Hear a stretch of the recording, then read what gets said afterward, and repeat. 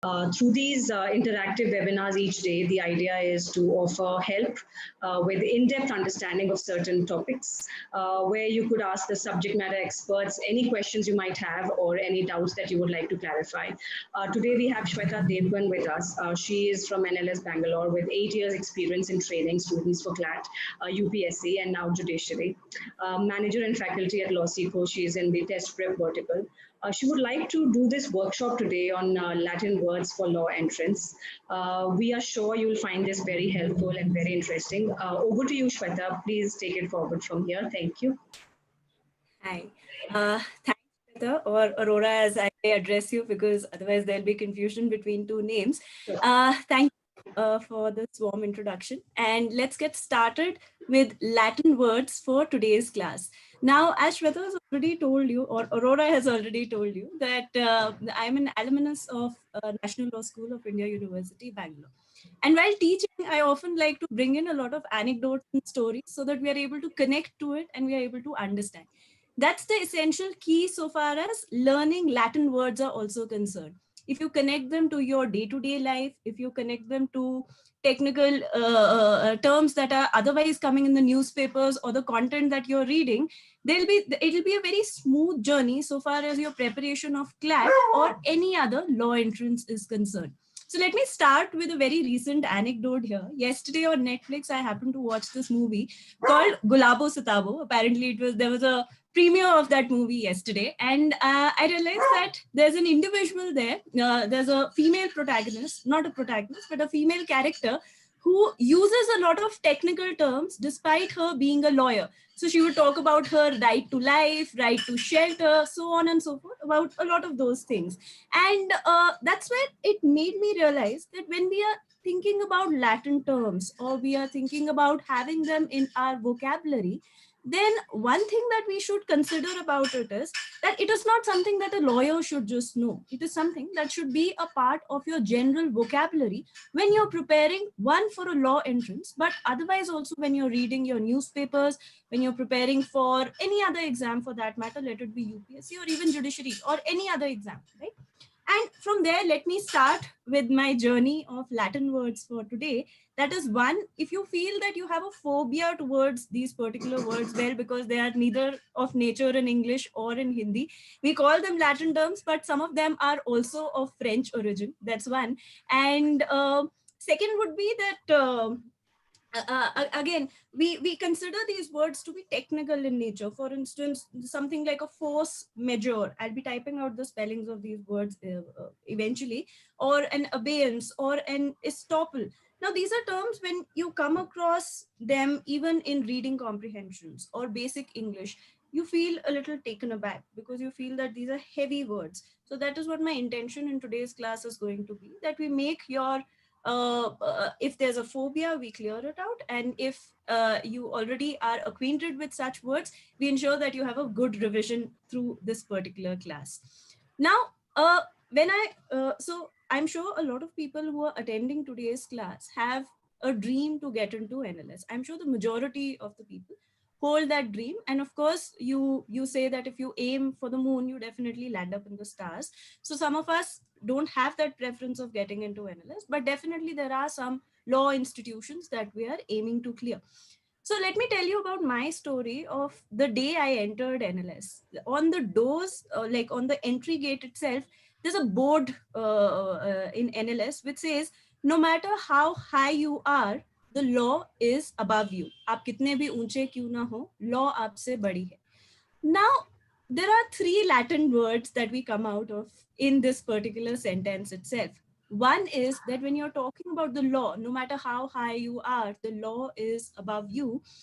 We talk about which law are we talking about here. There's a concept called law theorem that we are talking about here. Can I share my screen and type the spelling simultaneously?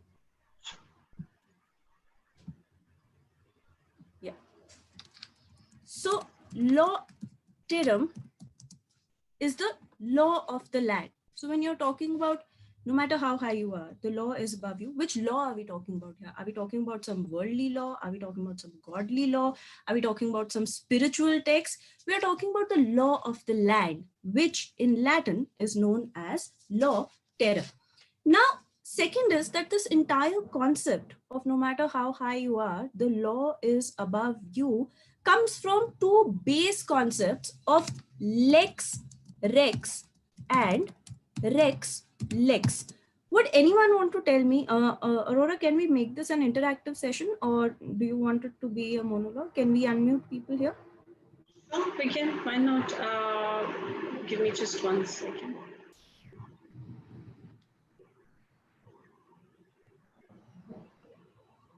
Okay. Right. So I've unmuted them all. Thank you. Okay. So would anyone want to tell me, what do you mean by this term lex?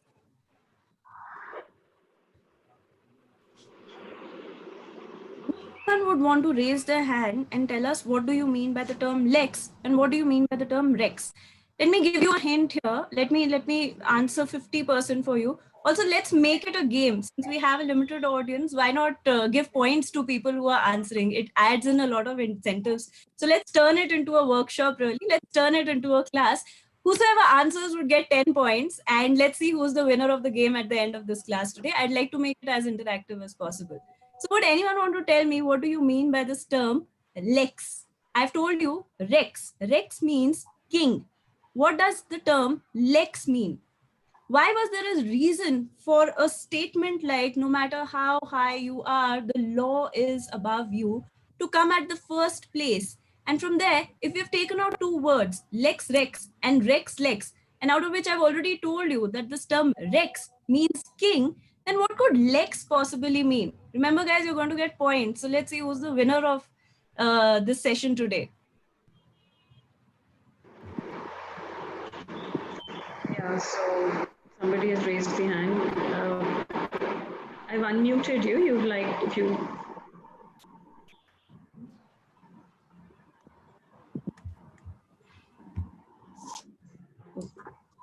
Yes, please. Hello, Sakshi Falle here. Whatever I have learned, lex means, is it a system of law? System or some kind of body of a law? Okay. Aurora, would you please help me in keeping a tab of who gets the highest marks, please? So, yes, please. Okay. So, yes, you mean the term that you have explained in terms of what lex means is perfectly correct. But why not simplify it? Why do we make law so complicated when law is nothing but absolute common sense? And if we think about it in Charles Dickens' terms, he calls law to be an ass. Now, ass is something which we don't take it in the modern sense of its the meaning of the term. Ass, when Charles Dickens called law to be an ass, he compared it with a donkey. He compared it with a slave who would do any work if you are able to master it, right? So yes, lex means law. Let's just simplify it at that, and let's just understand that the term lex means law, rex means king. So what can lex, rex possibly mean? And remember, friends, a lot of English terms are those whose roots lie in Latin. So your today's class is not just important from legal aptitude or legal reasoning point of view, where a lot of times these words would just be thrown in. The pattern of that has changed drastically if we talk about it. I just request you, if you're not speaking, to please mute yourself, and we'll definitely give you a chance. That's the problem. Let me do this. I'll unmute everyone. So I will also allow anyone wants to unmute themselves, they can do it. I think that feature would work better. Right, that'll work. Okay. So we understand that lex means law and rex means king. So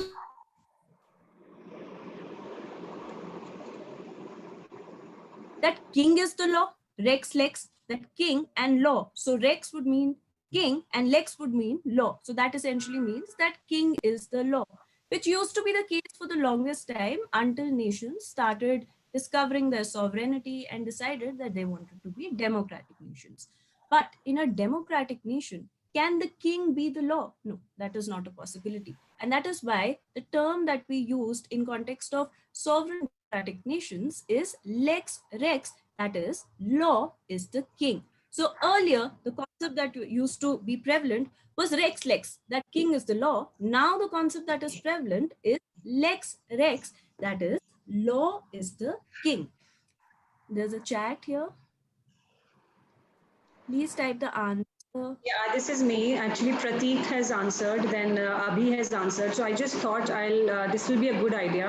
So this is a message for everybody. Please type the answer and it'll make it easy for keeping the tab and also not disturb the flow of the speaker. Yeah, so Shweta can continue now. Yeah. Thank you.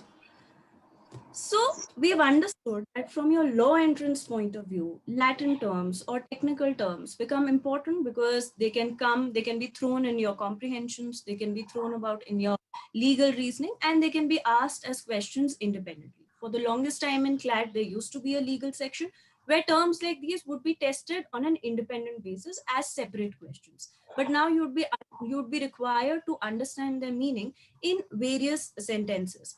But what is the other importance or relevance of Latin terms? And this is what Shweta and I were discussing yesterday also, that a lot of us, before becoming lawyers, have the urge to know about law. If you are passionate to get into NLS or crack the best law institutions, let it be NLU, Delhi University, or any of those colleges, you definitely have an urge for learning the law. And if you're doing so, this has to be your first step towards understanding what legal drafting is, what legal writing is, because we often come across very technical terms in drafting of that sort. So something like a summons, a subpoena, something like a subordinate, legislations, acts, when does a bill turn into an act, legal correspondence, so on and so forth.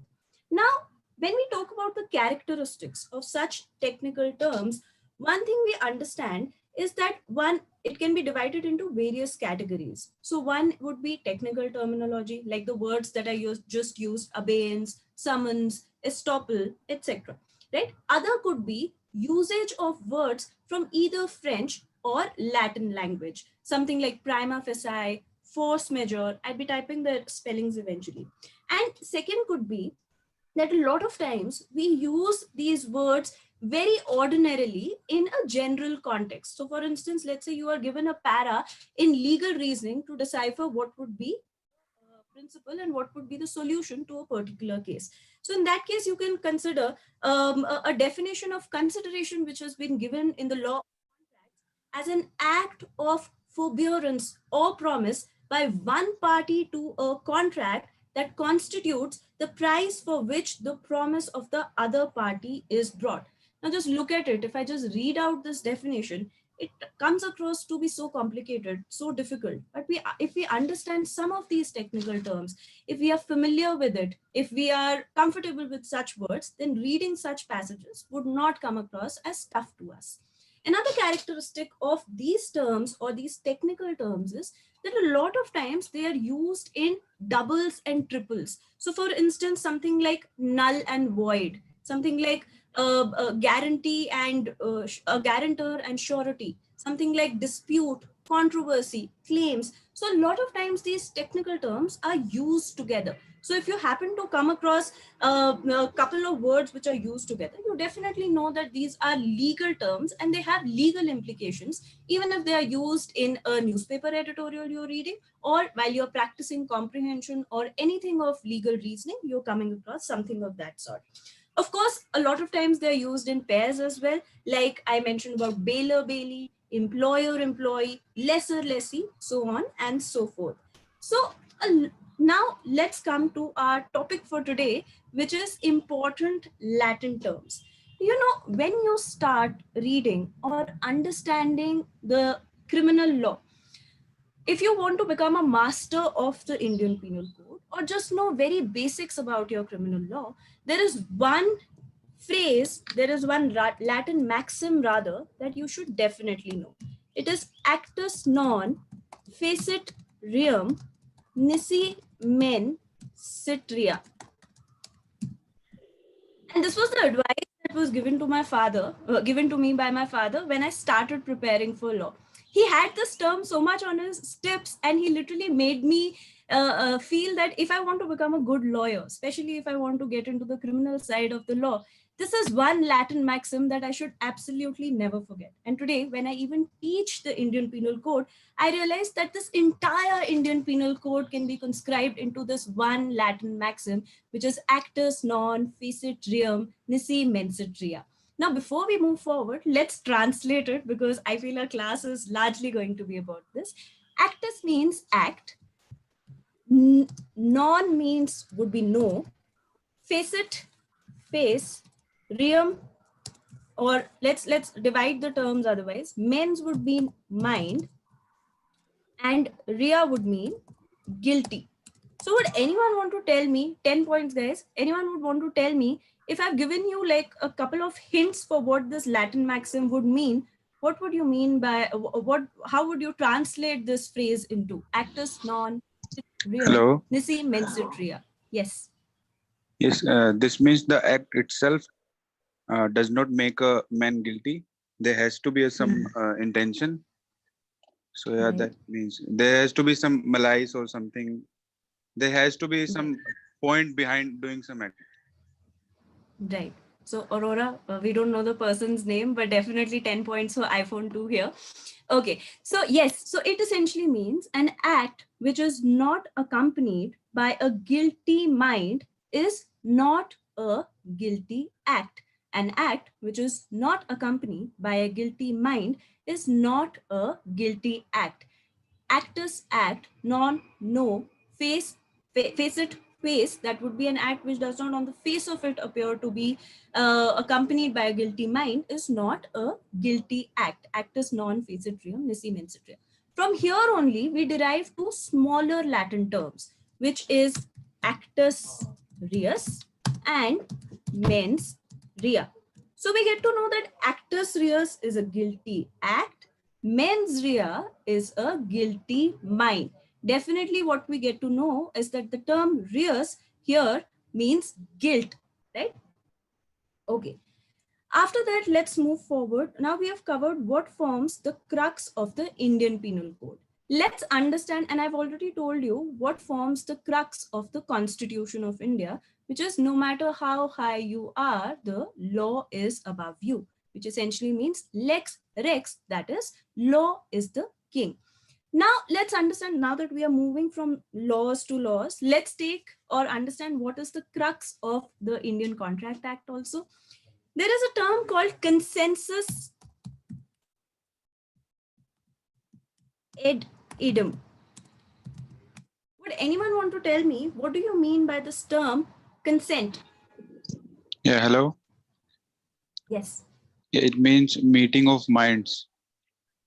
Meeting of minds. That would be consensus ad idem. I just asked you, what do you mean by consensus? That consensus or Please go ahead.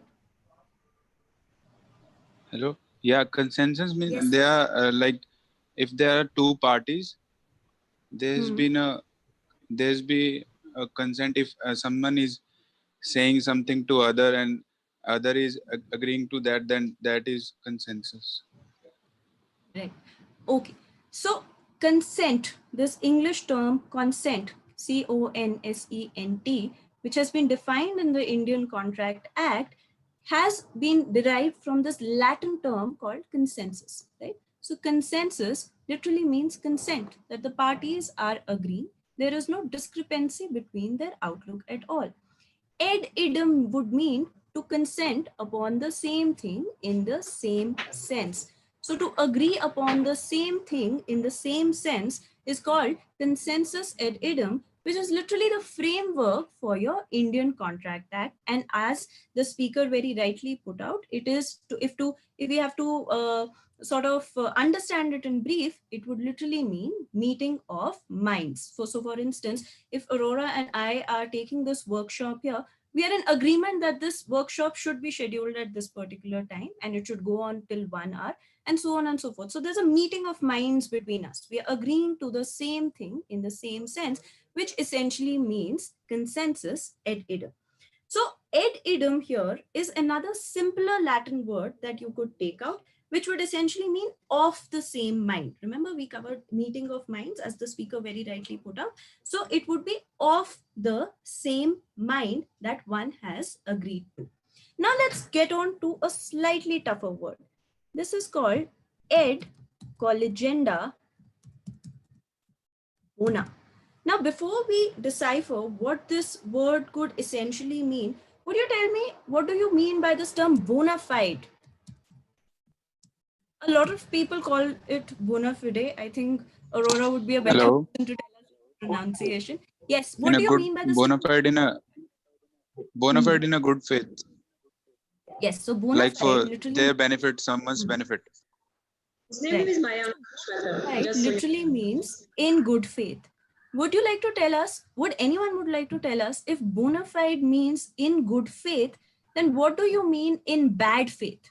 What would be the Latin term for bad faith? Malafide. Malafide. Aurora, you're keeping a tab of the marks. His name is Mayank, the one who answered twice. There was somebody else trying to say something. Can say that now. Yeah. Advocate Fale was trying to tell No, us. I'm Sakshi Kanle. Mhm. Hello. Yeah, Sakshi, please Right. go ahead. Yeah, for bad faith, it is malafide. That's what I was telling. Right. Thank You you. both are absolutely correct. So if bona fide means in good faith, the opposite of bona fide is malafide, which means in bad faith or in a malicious faith or with a bad intent. But let's keep it simple. So bona fide is in good faith, malafide is in bad faith. So what do you mean by, so definitely in this term, in this rather difficult term of ed collegenda bona, we get to know about this thing, that the term bona definitely would mean in good, something which is something which is done in a good faith meaning, but something which is done with a good intention. What could this term collegenda mean by? So let me give you a hint here. The English term for this term collegenda is to collect. Yeah. Sorry to interrupt. There's somebody who's been typing on the YouTube. Because I was focusing here, I'll just, his name is Mr. Ghost, and he says, I've been answering first, and I thought I'll just put it out there that he also deserves 2 marks. He's correctly answered 2 questions. Yeah. I hope that is all right, Mr. Ghost. If it's okay for you, you can also log in here. Otherwise, please continue to type where you're typing. I'm definitely looking at that. I'm looking at YouTube as well. Thank you. Sorry, Shweta, please go ahead. Okay. So yes, so for the term collegenda literally means to collect. Bona means something which is good, right? So where the connotation of this word ed collegenda bona would lie? It essentially means to collect the goods. But definitely there's this term bona that has been used with collegenda. So that means there has to be some element of goodness attached to it.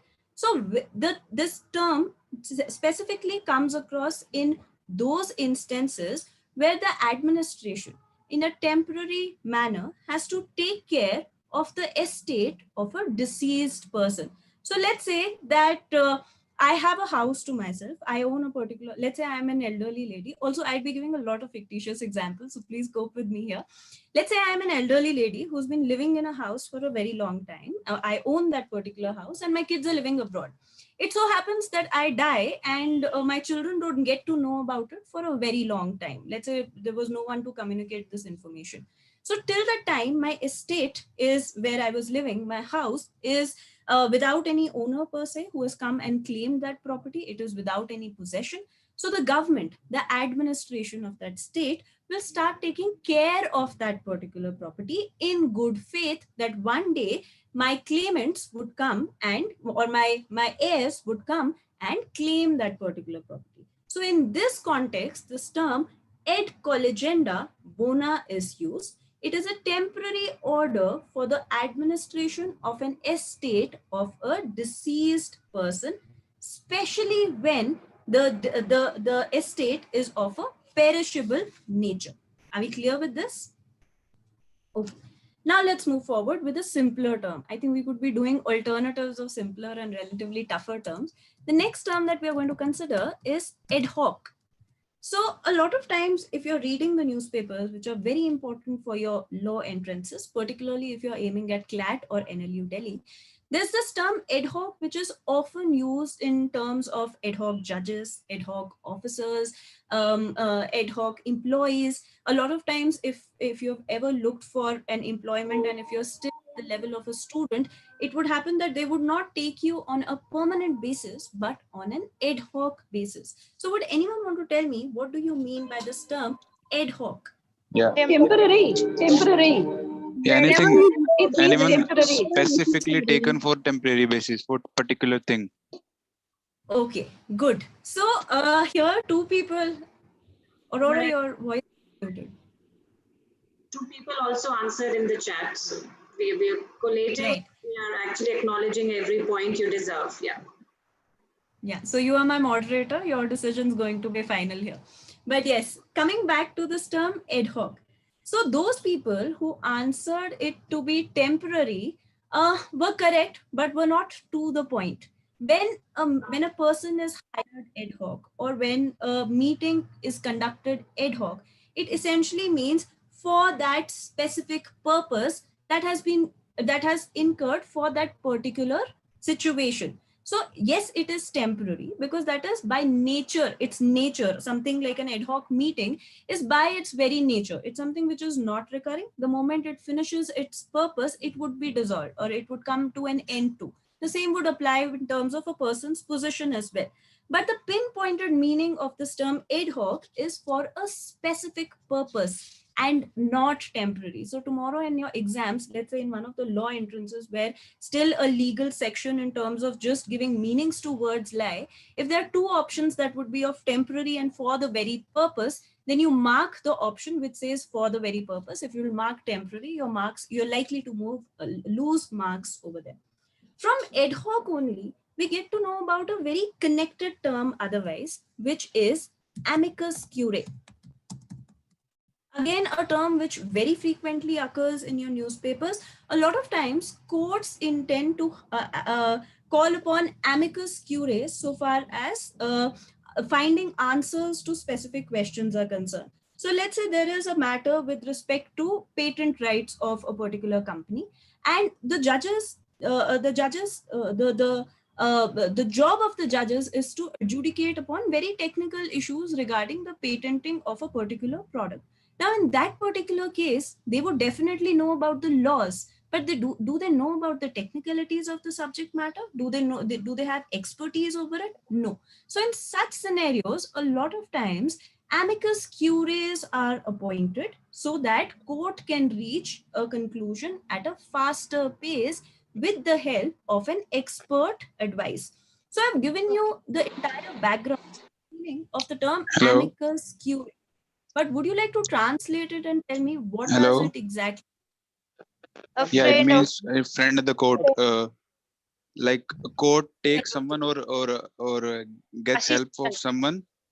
Like he is expert in like field like some discovery or anything case. मतलब जिससे भी related जिस issue से related case चल रहा है if he is an expert in that field or he has knowledge about that field, so court takes help of him.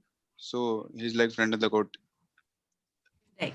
Amicus curiae, if we have to simplify this term into English, ami. This is literally the root of the term friendly. So amicable, amiable, amicus curiae. So ami, the word literally means for something who is on good terms with you, a friend, right? Ami literally translates into friend. So amicus curiae. Curiae here means court. So amicus curiae would literally mean, as very rightly pointed out, friend of the court. Now let's move forward with our terminology in A itself, but moving a little ahead with that. Ante. What would you mean with this term ante? A lot of times when I used to take live classes with students, they would call it auntie to just understand it better. And a lot of these mnemonics we use so that we never forget these terms. So auntie or ante, how would you, what does this particular term mean? Let me give you a hint here. Yes, ante means before. Before. Yes, ante means before. And In front of. yes, ante means before. So if I have to give you, I was going to give this to you as a hint, but if you have to tell me the opposite of the term ante, what would that be? Ante. What is the opposite of the term ante? If ante means before, then what is the Post. term ante? After. Post. The opposite of the term ante is like we say post. So in that context, if I have to ask, what do you mean by this term status quo ante or status quo post? What would these two terms mean? Status quo ante and Status quo means, quo, means as it is. right? As per its current situation. Status quo would mean as per its current situation. Status quo ante would mean before its current situation, and status quo Yes. post would mean after its current situation. So let's say I have this posted tab in front of me. This is its status quo. What was the status quo ante? That it was kept on the table. That was the situation before it. Right now, the status quo is that it's in my hand. What would, if I keep it back on the table, this is on the other side of the table, this would be status quo post, right? That the current situation was the tab was in front of me. I kept it, that would after its current situation, and before it was kept on the other side of the table, that was before its current situation. Its current situation is that it's in my hand like this. Do we understand this? Okay. With that, let's move forward with a relatively simpler term. What do you mean by this term ad infinitum? Infinitum, again, this English term infinity has been derived from infinitum, ad infinitum. So what would you mean by, and this would just be a literal translation, what would you mean by this term ad infinitum? Forever and again. Okay, anything which is without limit, right? Again and again would be something which is recurring. Now, anything which is ad infinitum might not necessarily be repetitive, might not necessarily be recurring in nature. So let's simplify these terms as much as possible. And friends, that lies when you are even studying your law as well. Simplify it. Law is nothing but absolute common sense. So jitna cheezon ko todoge, I'm sorry if there are people from South, I will stick to English only. But if you're comfortable with me speaking in Hindi, I'd take this workshop in a bilingual tone. So coming back, just put the things to as simple standards as possible. Infinitum literally means infinity. Infinity literally means anything which does not have any limit to it, without limit, right? So ad infinitum would just mean without any limits. We would not bring in the characteristic of recurring or repetitive in it because that might not always be the case. Okay, now next term is ab initio. Again, stick to your basics of English. कौन सा ऐसा term है जो initio से English में match? From the very beginning. From the very beginning. So it comes from the term, right? So the English term initial has been derived from this Latin term initio. Ab initio literally means from the very beginning. From the starting. Yes, From the very starting beginning, right? Now, if we have to put in a contract law terminology in it, often this term is used with this term, another term called void ab initio. What would that mean? Remember in the starting of the class, I told you about how. Hello. So there's a term called null and void. Null and void. Nil from the beginning. Nil from the beginning or void from the very beginning. Beginning. Great. Yes, that's the answer. So let's understand it by an example. Let's say that I want to enter into an agreement with Aurora, telling her that I'd like to buy your iPhone 11.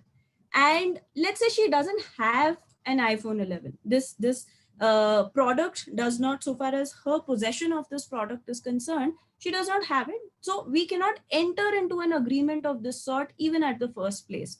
So such an agreement would be void ab initio because the thing that I am talking about does not exist at the first place. She is not an owner of an iPhone. Let's assume iPhone 12. Let's not even go towards iPhone 11. Let's assume that I want to buy iPhone 12 from Aurora. But such a thing does not even exist as of now. So if we happen to enter into an agreement of this sort, it would be void ab initio, essentially because the term, this thing which we want to exchange or we want to transact with relation to does not exist at the first place. Next is almost my favorite term always, and there's a reason why I never forget this term. This term is Audi alterum partem. Which Alterum. cannot be Sorry. heard. Audi ultra partum is things Let which other cannot be side heard. Listen to the other side too. Yeah, let Okay. other side be heard. Let other side to listen. Yes, the answer to this question is, or this term is, to hear the other side. Now, when I was at your stage and I was preparing for the CLAT exam, I would often read this term out to be Audi altrum poltrum. And that's the reason why I never forget this term, because I created a mnemonic around it. I would always say Audi altrum poltrum, and that's also how I learned a lot of capitals of states. So rather than understanding Reykjavik to be a capital, I would always call it to be Reykjavik, so that I never forget it. And this is one of the learning techniques that you can bring out in your law entrance preparation also. Audi literally means to hear. If we definitely do not associate with the car Audi, then Audi means to hear. Alterum partum. Alterum would mean the alternating party. So that essentially means to hear the other side or to hear the other party. The next term is alibi or alibi. Some like these pronunciations change from region to region and people to people. So we'll not judge each other on pronunciations, but alibi. What do you mean by this term alibi? And alibi is one term on which questions have been asked. Alibi. All these movies that we have seen where a person is suspect of committing murder, and he says that on the day of murder, I was present. Not present at the time of crime. I was somewhere And cannot be else. guilty of crime. Yeah, Something get it, like get that. Right. So alibi would mean at another place or the presence of a person at any other place. Alibi literally means at another place, at an alternate place. So in the law of evidence, we've covered 3 laws till now. That would be the Constitution of India, the Indian Penal Code, and the law of contracts. Law of evidence is also a very important law that you happen to study once you are training to become lawyers. As of now, you are training to become law students, but when you aspire to become lawyers, then we cover law of evidence, of which one of the main principles is the plea of alibi. That is pleading that at the time of the crime, you were not present at the scene of the crime or you were at another place. So if you have to read or understand this term alibi, it would literally mean at another place. Now, the next term is a slightly lengthy one, but is rather very important, especially in our current context. It is boni judice litis dirmer est. Boni judice litis dirmer est. Now, this is something like watching Mummy Returns. Abhita, you must be thinking that till now we were at such simple terms. What just happened?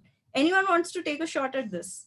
Divide it, cut it, and understand what could be those terms which are connecting toward words of English. And then it will be very easy for you to be able to answer these questions or understand these terms. Judice. What could judice mean? Judice could be judiciary. It can be a litigation too. Yeah. Yes, litis Uh, would be litigation. Like being a good judge or preventing a litigation, something like that. Boni Good. could be So I think- something good. Yeah, good. Yeah, it can be connected to this. Yes. Yes. So Aurora, I hope you're moderating and keeping a tab of the points. Yes. So you both of you are very right here. It is, this term literally means it is the duty of a good judge to prevent litigation. You understand that this is a very important in today's context where there's a lot of pendency with the judiciary, and thanks to the COVID situation, it has rather worsened than lightening up. So boni juris litis dirmer est literally means it is the duty of a good judge to prevent litigation. And now that we have been touching upon so many laws, we realize that this is the crux of the Civil Procedure Code. It is something which touches upon the procedural aspects of things, and boni juris litis dirmer est, that is, it is a duty of a good judge to prevent litigation, literally forms the underlying principle of the Civil Procedure Code. Again, a law that you will understand and cover once you aspire to become a lawyer. There's a very connected term or a Latin maxim with this particular principle. It is interest republicae ut sit finis legum. I've told you, I'll change the slide after this one. I've told you that it is very similar to the term that has just been mentioned above. So would you want to tell me what could this particular term mean? If it is the duty of a judge to prevent litigation, then how does it apply in context of the republic? Interest republicae ut sit finis. It can be interest of public. Like republic could be like a nation, the country. Okay. Yeah. Interest republicae. Litigation, litigation which is interest of the public. It is in the interest of the public that litigation should be prevented or litigation should be finished, right? Again, an underlying principle of this one principle in the Civil Procedure Code, rather two. One is res judicata and other is sub judice. So we move a bit into the domain of Civil Procedure Code. I think by the end of this class, we would have gone through all laws at least once or understand the principles at least once. Interest republicae ut sit finis legum literally means that it is in the interest of the public to put an end to litigation. From there, two subterms in the Civil Procedure Code come up. One is res judicata and the other is sub judice. Res judicata literally means that a matter that has already been taken up in a court should not be considered again. And sub judice means a matter which is pending.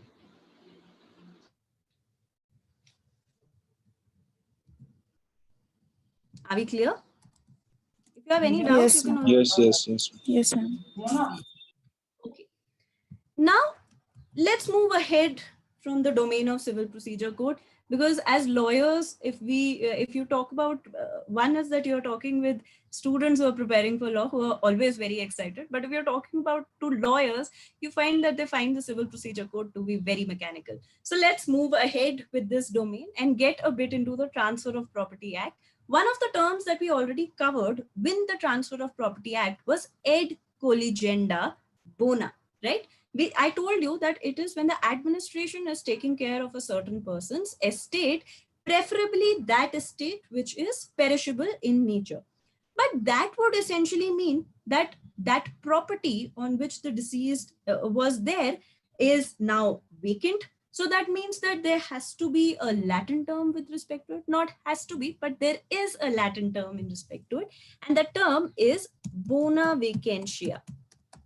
Only if a property is bona vacantia, or only if a property is devoid of any owner, or in the absence of any known person entitled to the estate of deceased. So only if a property is bona vacantia will ad collegendum bona come into picture, right? So bona vacantia literally means the absence of any known person entitled to the estate of a deceased person. Remember, friends, these two terms, ad collegenda bona and bona vacantia, have to be read together.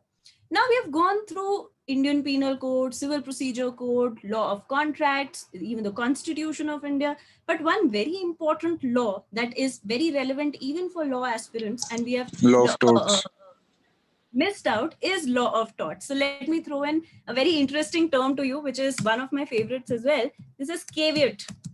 What do you mean by this term caveat? Be aware, Ca- beware. It is beware. a condition. Yes. Caveat would mean beware, and there are two important principles of law of torts and the Consumer Protection Act that we study with this term caveat, that is caveat emptor and caveat venditor. The caveat emptor is let the buyer be aware, Yes, caveat emptor would and mean let the venditor is buyer beware. let the seller be aware. Or Let the seller beware. Yes, you're right.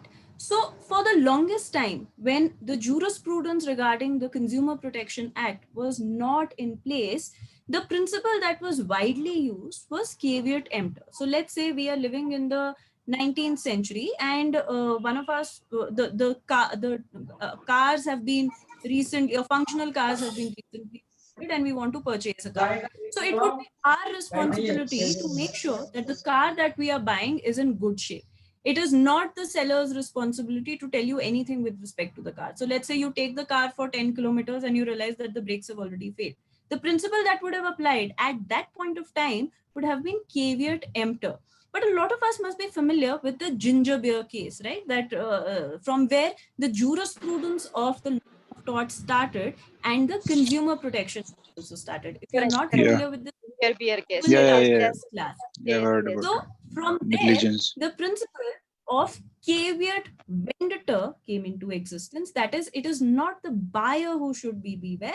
It should be the seller who should be aware who is selling a particular product. So from caveat, we come across with two important principles of law of torts, caveat emptor and caveat venditor.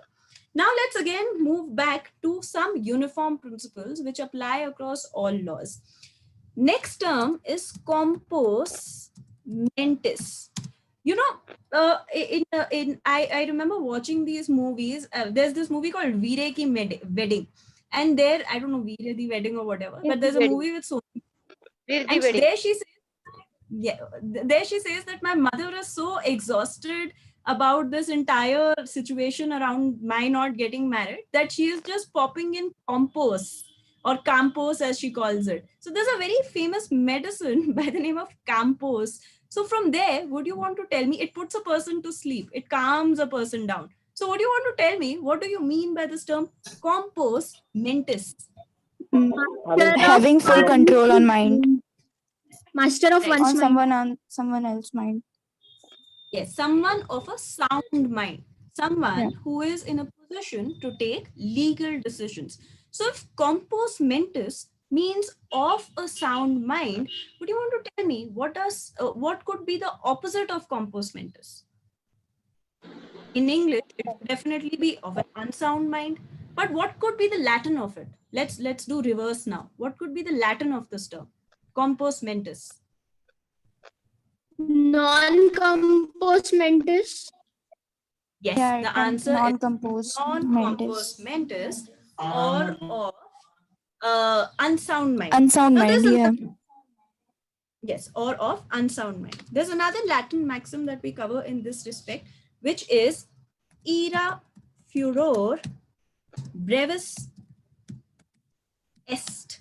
What do you mean by this term? Furor would definitely mean anger, fury, right? Brevis is the English term for brevis is brevity, which would mean short. What could you mean by this term? Ira furor brevis est. It literally, when we come with Anger, these long words, yes. anger is a short insanity, something like. Yes, anger in brief is insanity. So a lot of times in the law of crimes, we talk about grave and sudden provocation. There's a very famous case which I'd like you to Wikipedia and just read upon, or probably you must have seen this Akshay Kumar movie that was made on it, the KM Nanavati case, where the entire case was centered around grave and sudden provocation. That this man was so angry finding his wife having an affair with another person that he killed that person. Now, the case was argued around grave and sudden provocation, something we'll understand in the law of crimes. But generally, what we get to know is that even brief anger can be insanity, and it can sort of induce you towards committing a certain crime. Now, friends, tell me, what do you mean by this term called quorum, or sometimes it is spelled as QUORAM, but for the Like purposes of this class, Majority, some majority. It Some means small majority. number of हाँ, okay, does minimum quorum the particularly quantity minimum of persons required for a minimum meeting or like in parliament Yes. session or something. quorum. Great.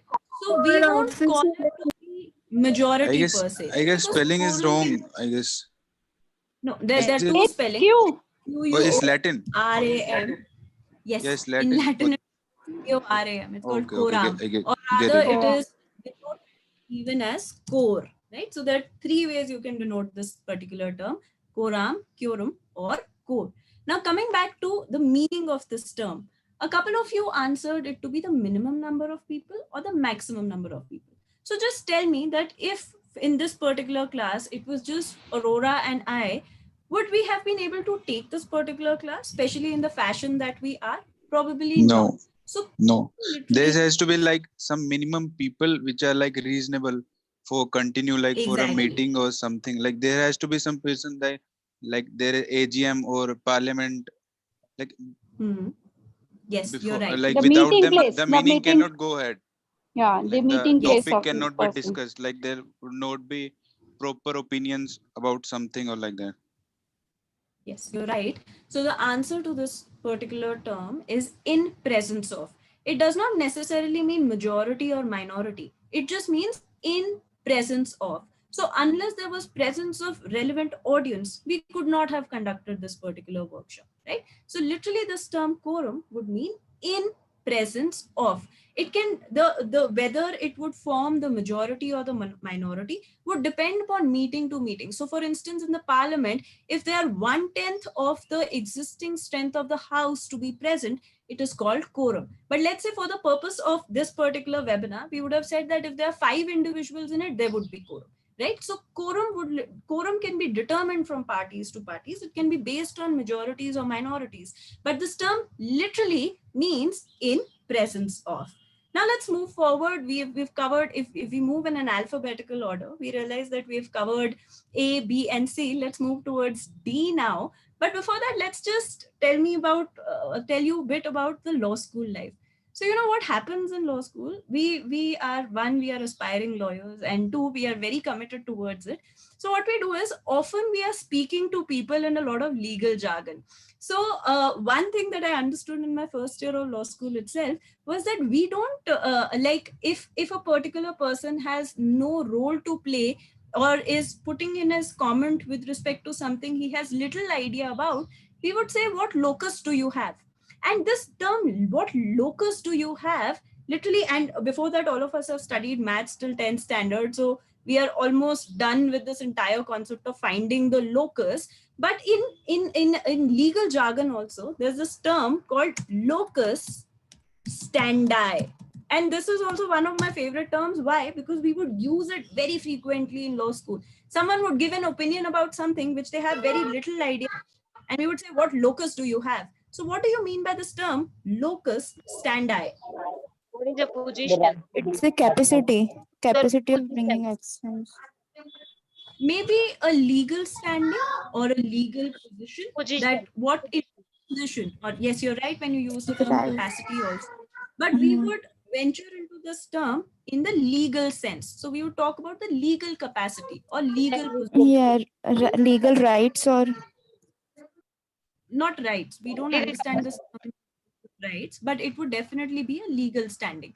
So for instance, if I am invited in the court of law as an amicus curiae, as a friend of court, to give an expert opinion on a particular patent related matter. So there I would have the locus standi to share about my specialization or my expertise on a particular matter. But let's say I am no one and I'm just sitting in the audience, just observing what is happening in that court proceeding. A lot of times what we see in the movies, and dramatically I get up and say, Judge Saab, ye jhoot bol raha hai. The judge would kick me out of the court saying, you have absolutely no locus standi. Like if you want to speak, take permission and come and speak in the court. You are not allowed to stand up and give an pass your verdict like that, right? So from there we turn the term locus standi or a legal capacity or a legal standing. Legal standing is a better way of learning this term because from standi you can derive or relate to this term standing, and from locus you can relate to the term legal. Now moving forward with the alphabet of D. There is a term called de facto. What do you mean by this term? Again, relate to your English terms. What do you mean by this term de facto? By actual fact. Fact. By the very fact. That is right. So if you have to derive an opposite of the term by the very fact, what could it probably be? What could be the opposite of de facto be? Some people are writing it in chats. I think Aurora has been monitoring this. De jure. De jure. Good. So let's understand these two terms by an example. But to just give you clear meanings of these two terms, de facto would mean by the very fact, and de jure would mean by the very law. You can also pronounce it to be de jure. That's entirely dependent on how you would like to pronounce it. I don't think we go into much complexities with respect to the pronunciation of these two terms. But de facto literally means by the very fact. De jure means by the very law. So the Prime Minister of India is Narendra Modi. It is definitely a fact. There is no doubt about it. But is he a Prime Minister de facto? No. He is a Prime Minister by the way, which is the Constitution of India. But we all remember about a Pervez Musharraf who at one point of time created a military coup in Pakistan and declared himself to be the president of that particular country. So that was a president de facto. That legally he was not supposed to be the president, but by the very fact he declared himself to be the president, right? So de facto would, and that's where we create differentiations between the two. De facto, as we have clearly understood, is by the very fact, and de jure is by the very law. Now another term which is, we've covered de facto, de jure, so let's not sort of discontinue at a continuity of these here. Another term is de novo. Would you want to tell me what do you mean by this term de novo? I think novo is innovative or something. It's a fresh start. It's something new. Novo means new. De Novo novo means new. very start. Starting Yes, from you're the right. Where you kept it, where you left it, from there you have to start. Right. De novo means From the beginning. Yeah. novo means new, right? So de novo would mean starting afresh. Now, we have, ever since we started understanding the English language, we have been writing this for EG. Would you want to tell me what is this? What does the full form of the term? What is the full form of the term EG? What do you mean by EG? For example, Yeah, but if I tell you this term has a Latin connotation, would you want to tell me what do you mean by this term? Exempli gratia. Exempli gratia. So the full form of EG is not for example. The next time someone tells you, tell them, ask you, yes, EG means exempli Gratia. gratia, or by the way of an example. Now this term gratia has come into picture. A lot of times, if in Spanish, if I'm not wrong, Aurora would like to clarify there. We when we say thank you, we say gracias. Yeah, right? So we say in Spanish, gracious, Yes. like we use that word. So what could this term gratia mean? What do you mean by this term gratia? Gratia is favor. Term coming here, which is ex gratia. I'm doing a favor. Yes, gratia literally means favor. Ex gratia would mean something as a matter of graceful, favor. graceful, kindness, graceful. Grateful. No, that would be getting into the English connotations of it way too far. Gratia we often use in the context of a favor. Because a term in English that you would like to connect to it would be gratuity. What is gratuity? It is an extra payment that has been awarded in the acceptance of a liability or a blame or as a favor. So if there's an English word you have to connect with the term gratia, it would be gratuity and not graciousness per se. Ex gratia literally means as a matter of a favor. Now, the vice president is the ex officio chairman of Rajya Sabha. What do you mean by the statement, which gives us our next Latin term, which is ex officio? The vice president is the ex officio chairman of Rajya Sabha. What do you mean by this term? It is a position. Someone's position or someone's status showing about that place. Rank of a Let's say job. I am. Sorry. You are allowed at a place Official because by they- law. It's a rank of a Official. job or a position. No, but how can someone be official otherwise than law? Someone who is official definitely has to be by law only, no? If I'm the manager of test prep in Law Seekho, it is still very much legal, even if it is not by a statute or a book. Probably it is as per the company policies. So what do you mean by an official by law? Ma'am, it is allowed because of the job and position or the rank that holds the person. Yes. So it literally means by the virtue of his office. That just because he is the vice president of India, by the virtue of his office, he has or he holds this additional position of being the chairman of the Rajya Sabha. So the term ex officio literally means by the virtue of his office.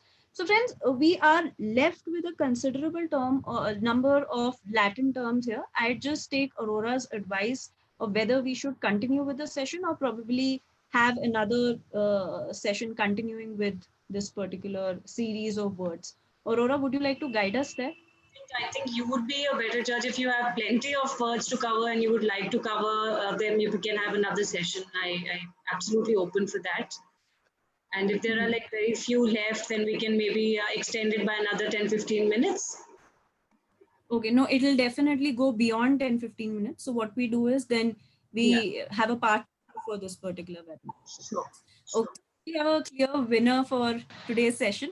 Yeah, so like any other judge would say that everybody is a winner, everybody did a great job and gets applauded for participation. So all that being said, there were a lot of people who answered on the YouTube and there was a lot of excitement on YouTube, and I see a lot of messages in the chat. Some of them privately sent to me because I think if they send it to everyone together can be a bit, everybody starts writing, copy pasting it. So a lot of answers there. I feel like taking names about easily about 12-13 people actively participating. So a lot of gratitude for being so enthused with it. However, if I had to really decide the winner, two winners very clearly. One would be Mayank, and one is Meenakshi Phale. And I think her first name was Meenakshi, is it? It says Advocate Phale here. So these No, it's Sakshi. Sakshi Phale. So thank you so much for participating. There are a lot of other people who answered, quite a few of them.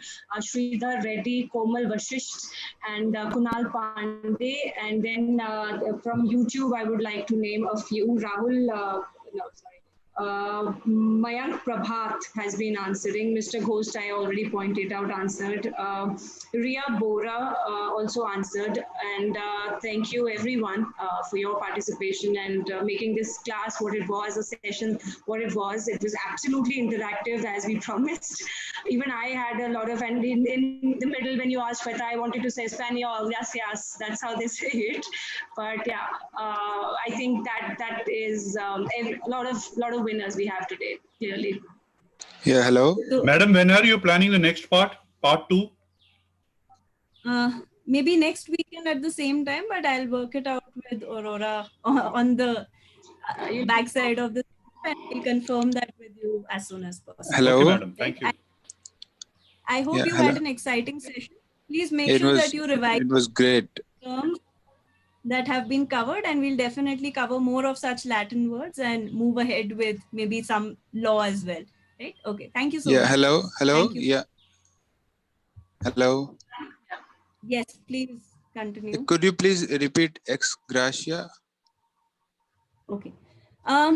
Ex gratia literally means something that has been done as a matter of a favor. So, for instance, you would see that for income tax officers, particularly, if they happen to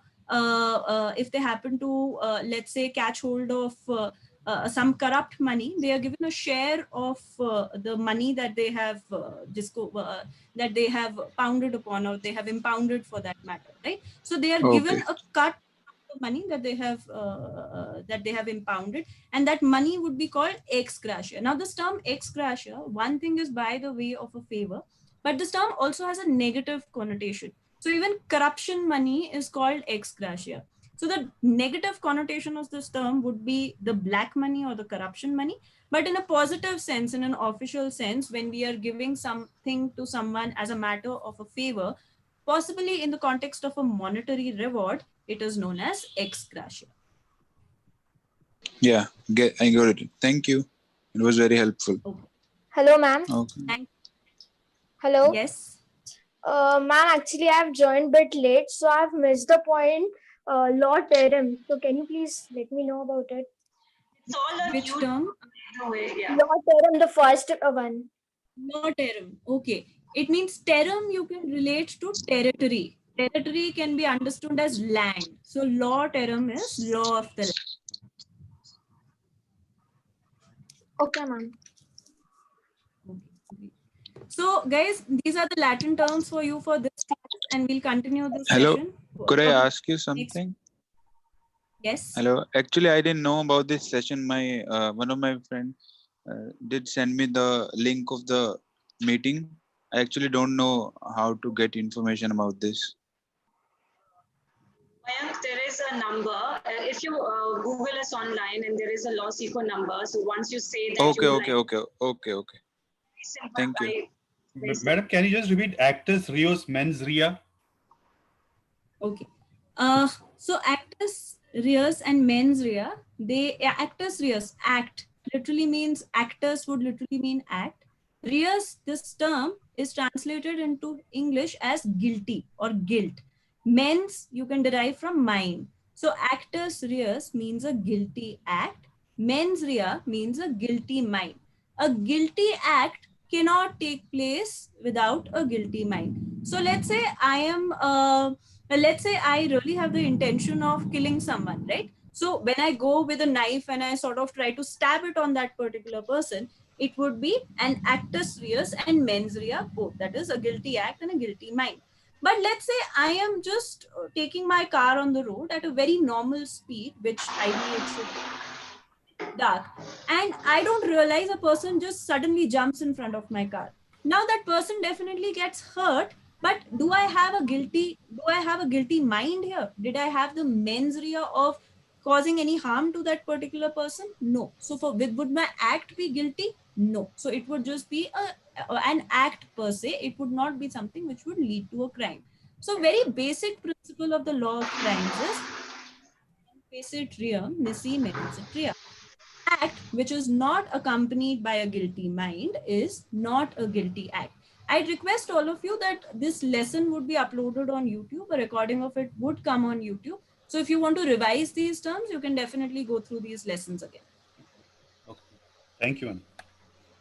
Okay, thank you. So, Arup, over Thank to you. you. Both are Shweta. So if there's any feedback or anything else you would like to know, please feel free to put it in the chat box. Any topic you Certainly, ma'am. Certainly. Thank you so much. It was very wonderful session. stay tuned for the next one. Then we'll plan it next week, maybe. Yes. All right. Thank you. Thank you, Shweta, for taking us through this. It was amazing. I mean, everybody thoroughly enjoyed it, and I'm sure they'll be able to retain it much better. Yeah. Great. Thank you. See you all in the next.